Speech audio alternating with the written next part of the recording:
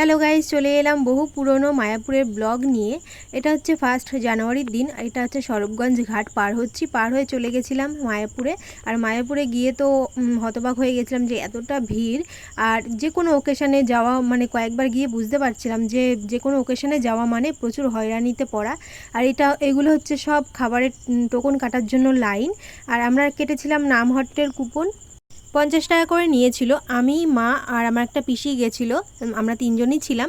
তারপরে চলে গেলাম ভগবানের দর্শন করতে। আমরা পেছন দিক দিয়ে ঢুকেছিলাম। এদিকে ফোন রাখতে গিয়েও দেখি ওখানেও লাইন লম্বা। তো ওখানে আর লাইন দিলে এদিকে মন্দির বন্ধ হয়ে যাবে, তো সেই জন্য আমি দাঁড়িয়েছিলাম। প্রথমে মা আর পিসি ঢুকেছিল, তারপরে আমি গেছিলাম।